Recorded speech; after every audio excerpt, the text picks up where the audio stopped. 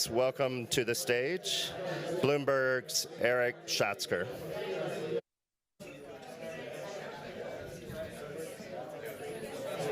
He's here. Good morning, everyone.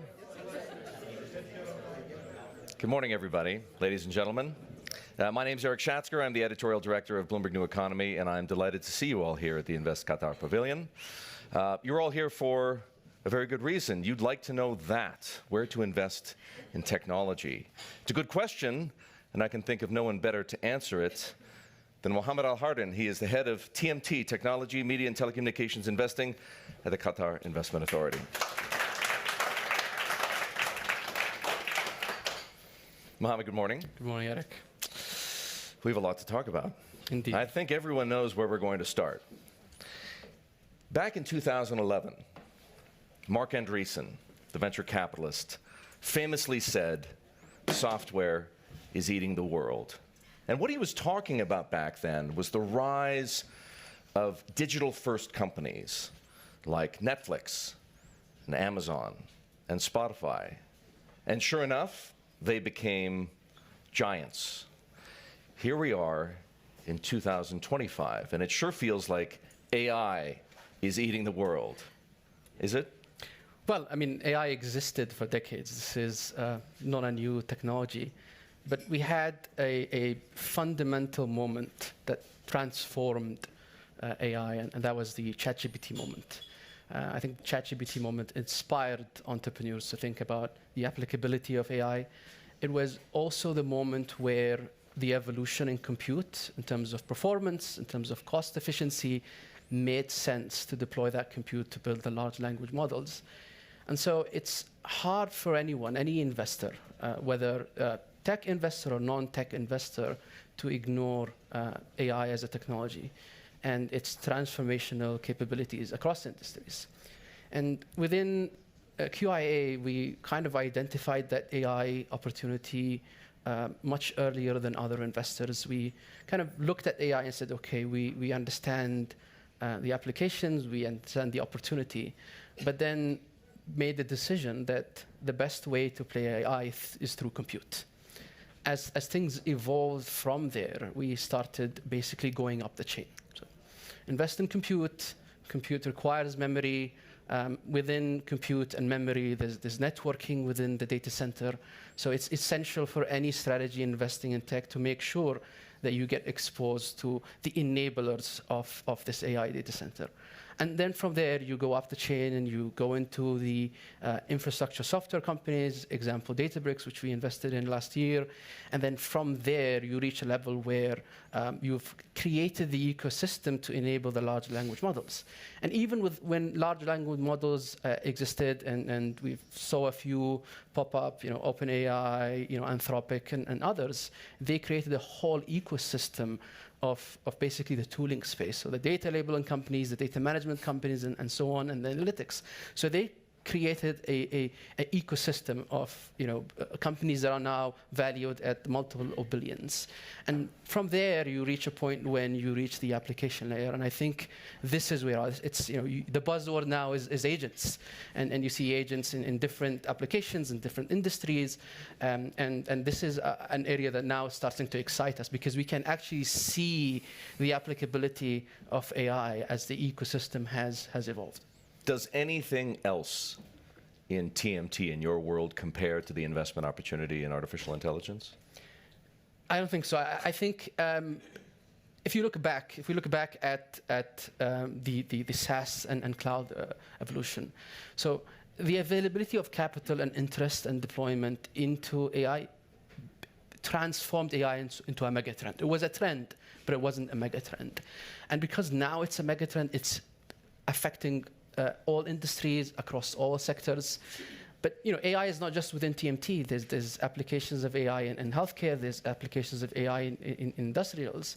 And I guess internally in QIA, that puts a burden on the TMT team. We have to spend time with other teams, explaining to them how AI is evolving from an infrastructure perspective and where the technology is going, in order for them to be more informed when they invest in specific applications within their industry. I think we'd all like to understand how you approach investing in such a red-hot area. Not every company, of course, is going to be a winner.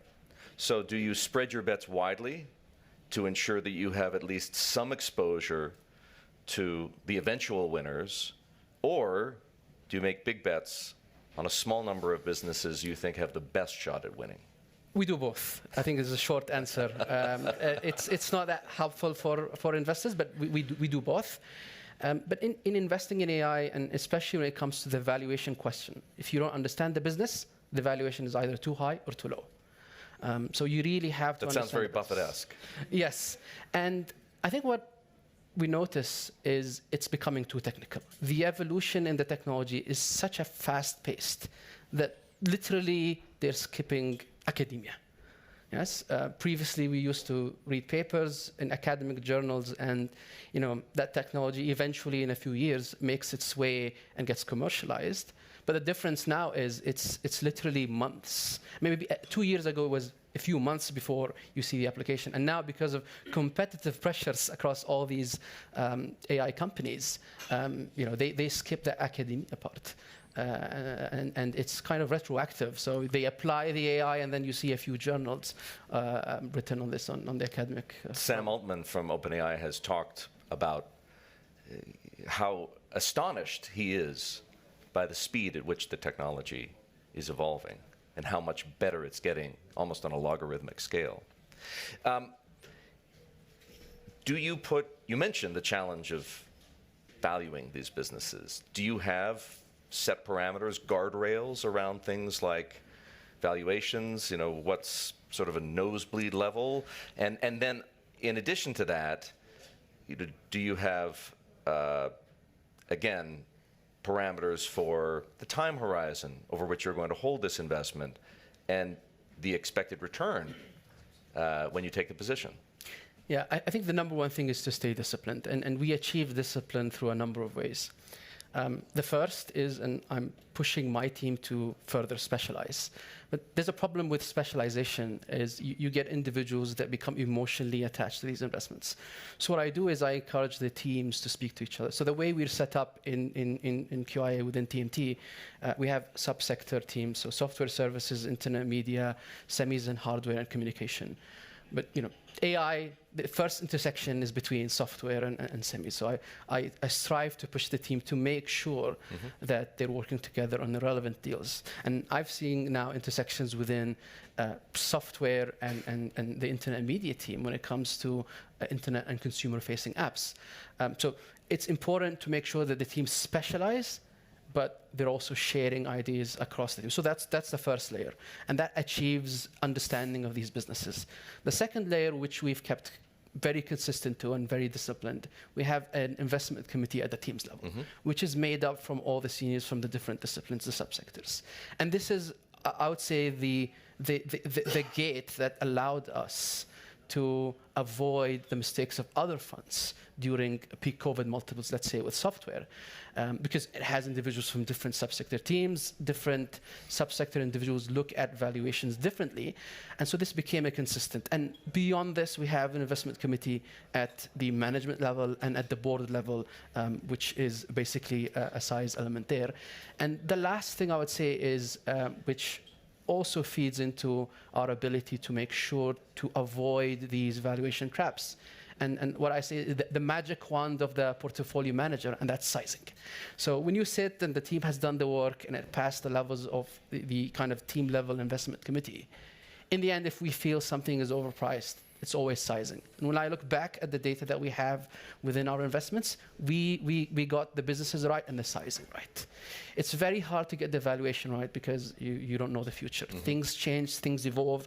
You only have the hindsight of the past. You don't know what the future holds. And because this is an evolving technology, investors will always get valuation wrong at times. But as we say, if you're 60, 70% right, you're probably at the top of the performance bracket. So there's at least one good way to measure discipline. Out of every 100 investment opportunities that come your way, how many do you turn down? A lot. With time, the funnel is really widening. But I think because of who we are as a sovereign wealth fund, because now companies are realizing that the QIA valuation mark is a real financial valuation mark. And especially at the pre-IPO level. Because of your disciplined investment process? Yes, we're disciplined. We're not part of the cohort of funds that paid up top multiples at COVID. So we created a reputation of very disciplined approach to investing, and that we also lost in a few opportunities because we take our time. We don't change our approach just because there's a FOMO factor with a particular company, and that allowed us to kind of not fall in that valuation trap. Tell us about some of your favorite AI investments so far. So what's in the portfolio? Yeah, most recent was Crest AI that uses AI within the call center. So it's basically an AI agent. The other one that we've also disclosed is Instabase, which is basically a federated RAG to AI agents, allowing enterprises to use their own data to optimize processes. Are you also invested in some of the better-known companies at the forefront of AI, such as, for example, OpenAI, which I mentioned before, or NVIDIA, obviously, which is powering the AI revolution? Yes, so as I said earlier in the discussion, we identified the AI opportunity very early on. So a lot of the platform companies we have exposure to. And I think this goes back to the strategy within the team. We're very long term. So even our approach to public investing is using a private equity lens. Are you finding any good AI opportunities outside the United States? Yes, and I think this is an interesting question. AI is driven by a number of factors, the opportunities in AI. One, it's talent. Talent is at short supply in AI. I think the second thing that we run, and this is specific to Europe, there's interesting pockets of talent in Europe, but what Europe doesn't have is a large home market, which the US has. There's talent across Asia. But Asia is also fragmented. The largest home market is China. There's a lot of talent in China. China, from a software perspective, evolved differently than the US. SaaS is relatively new in China. But across the board, I think if we look at all the metrics, the significant home market, the availability of capital, US is probably top. When we look at European companies, and we do find interesting talent in Europe, I think the first thing that we ask the founder is basically, what is your US strategy? You have to have a US strategy. You can invest in the best European company. There's destined to be a copycat on the other side of the Atlantic. But if the other company is based in a much larger market, guess what? Your returns will be better there. Do you invest in Chinese AI? So we as a team, I go to China probably once a year, and I do this because even my investments in the U.S., especially when it comes to semis, yes, there's always a market in China, and understanding how things are evolving in China versus the U.S. informs our investments in both ways. So we disclosed an investment in Kinji, and that was part of the view that SaaS in China will evolve. It's a category leader in China. And because of the geopolitics, US companies will never run a Chinese CRM. So we do sometimes see opportunities that are created by geopolitics, but sometimes geopolitics can become the friction into us investing in China. There's another hotbed of tech talent in Israel. Could you see yourselves investing look, we have a ceasefire between the Israelis and Hamas. Qatar has played an instrumental role in that, of course. Yeah. If this ceasefire persists and we have peace, can you see yourselves investing? Again, it's the same thing with any European company. The home market is small. We tend to see successful companies in Israel redomicile the US. And that's a frequent trend even in Europe. So for us, it's really the size of the home market. And it's hard for us to put in a significant investment in a company that is exposed to a relatively small home market. You mentioned that QIA was early to AI. Are you similarly early to quantum? Are you early to fusion? Yes, it's an interesting question. So and brings back interesting memories within the team.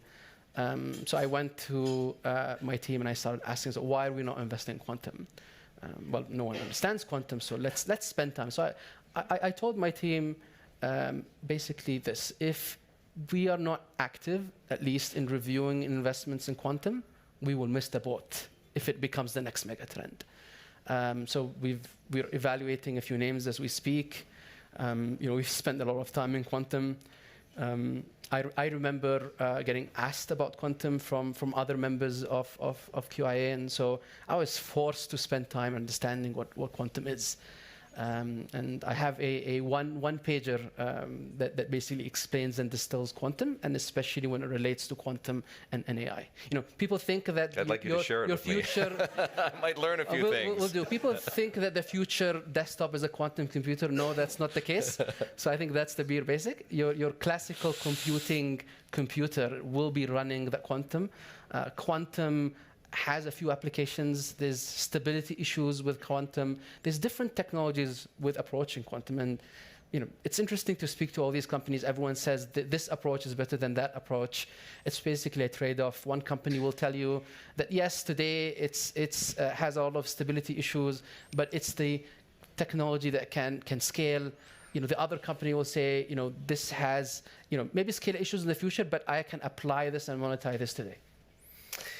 You mentioned Instabase, and in fact, just today, Instabase announced a $100 million investment led by QIA.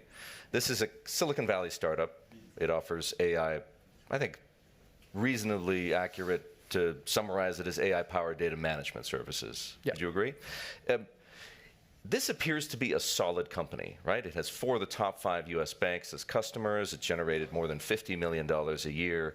$50 million in revenue last year, and yet, I think you probably know where I'm going here, this was a so-called down round for Instabase. The valuation of this company dropped to $1.25 billion from $2 billion. And generally, in tech, that's considered a bad thing.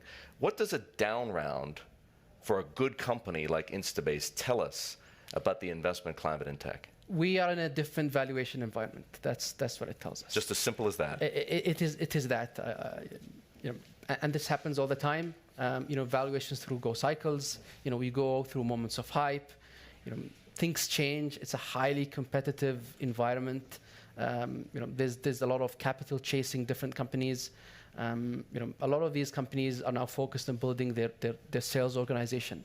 So having a down round, I think, now in tech investing is not such a bad thing, but the devil is always in the detail. The details of the term sheet. Just looking at the headline valuation is one thing.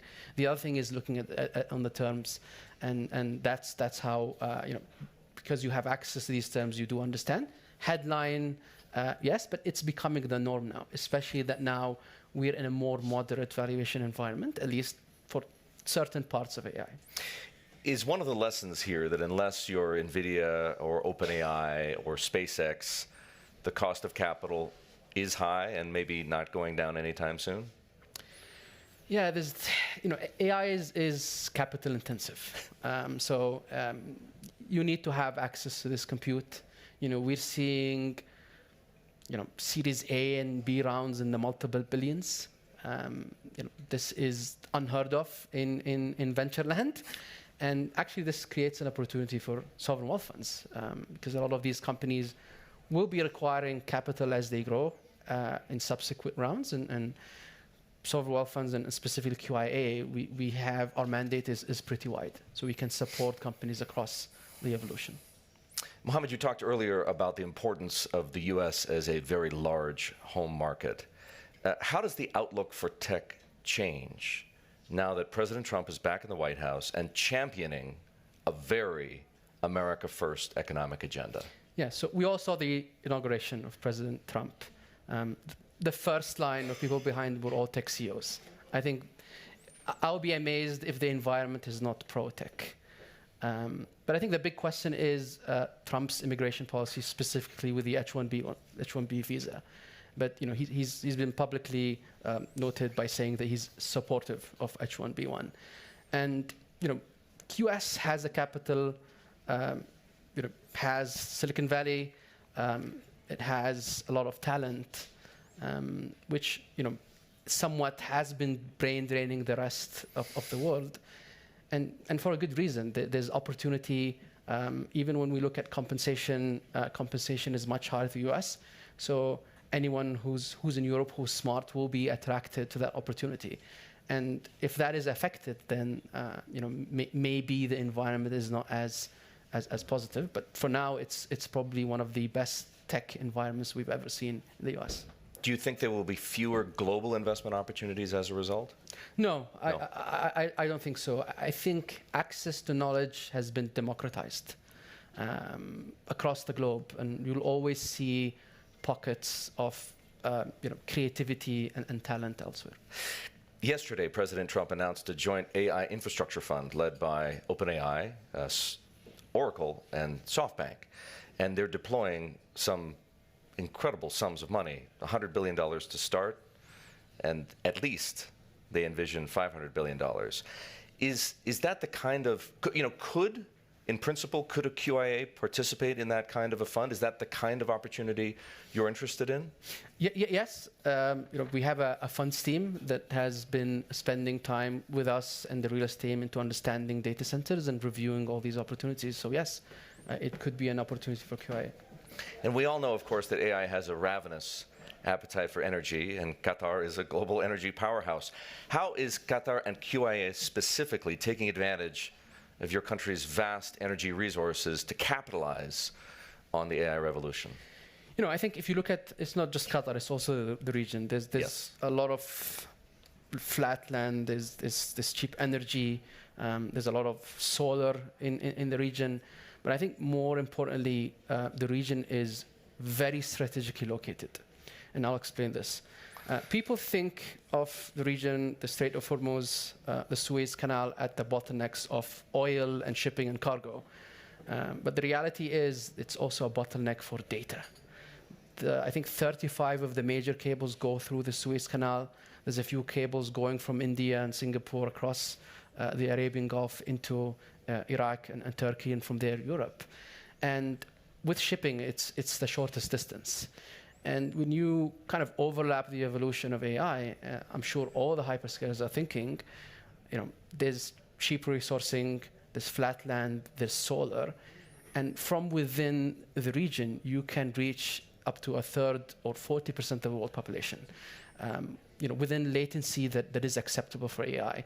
So I can see the region playing a big role when it comes to inference for all the AI applications. The region as well imports a lot of labor. Labor can be displaced by agents and AI. So in somewhat, the region is very fertile to bank on the AI opportunity. From Qatar's perspective, and I guess from the perspective of the other GCC states, I think one area that they need to look at is on a last mile regulation. Because a lot of these hyperscalers will look at the region and say, yes, you've got the energy, but last mile is my cost. Energy is good, it's cheap. I need to make sure that last mile pricing is within what they experience in Europe. And I think that would enable the region to become a global digital hub. QIA is not, of course, the only sovereign to invest in technology. Do you see yourselves as, to what degree, I guess, do you see yourselves as competing with the Emiratis, for example, and the Saudis? Yeah, so we see the Emiratis and Saudis at different levels, and there's different pockets of vehicles. Like for example, in the UAE, I think the positive is that we can work together. Yes, I think we control a massive chunk of capital directed at these mega deals, and we can always talk behind closed doors on what we think about these companies, and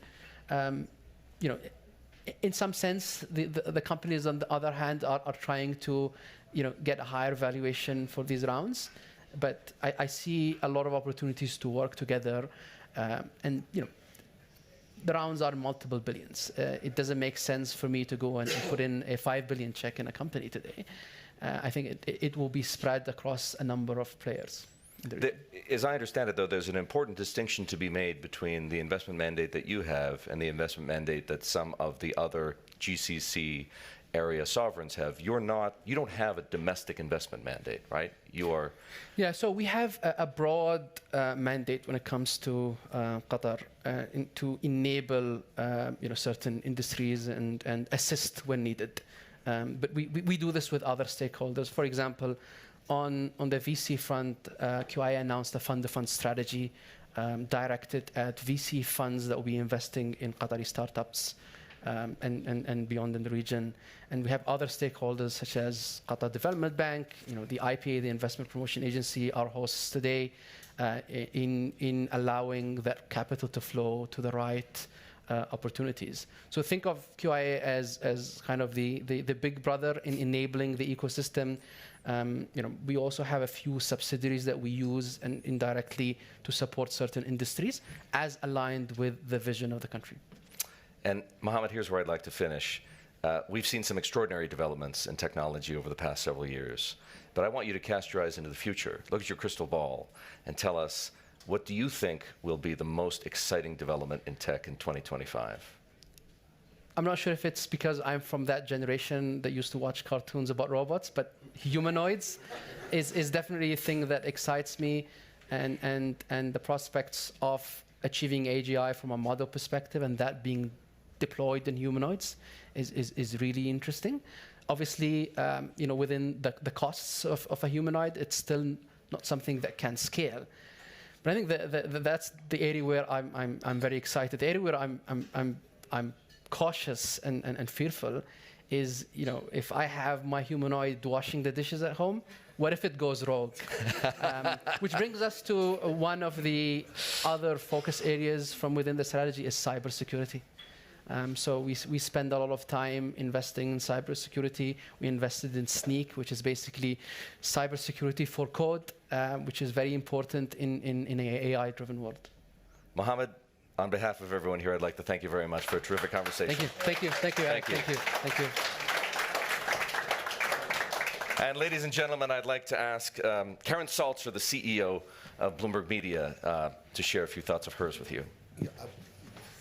Shall I invite you? Thank you. Thank you. Hi, and thank you, Erik and Mohammad. That was incredible. Thank you so much for those insights on how QIA, sovereign wealth funds, are really driving transformative technology investments. It's clear, we're only a few weeks into 2025, and it is clear that technology investment is center stage, and that the Middle East, quite honestly, is at the heart of global transformation. Technology itself, as we know, is driving so much change. It's changing industries, it's changing global partnerships, it's changing strategy and investments. And all of these are key themes that will be center stage this May at the Qatar Economic Forum, powered by Bloomberg and in partnership with Media City Qatar. And we're excited to talk about all of those. I would be remiss if I did not share that this will be the 5th anniversary of QEF. And that's a significant milestone for QEF and also on the road to Qatar's Vision 2030. Some of the themes at this year's forum will be the future of geopolitics, globalization and trade, investment and business outlooks, of course, energy and security, and AI and other transformative technologies. But QEF is not just about themes and conversations, it's also about driving action. And it has been a place where we have been able to connect global and local perspectives, which I think these days is more important than ever. So I do hope that many of you will join us this year in Doha, May 20th through the 22nd, at the 5th annual Qatar Economic Forum, powered by Bloomberg, but in such great partnership with Media City Qatar and, of course, Invest Qatar. We are so pleased and excited. I hope to see many of you there. Thank you so much for joining us today. I hope you found the insights as insightful as I did. And Mohammad, I would love that one-pager too.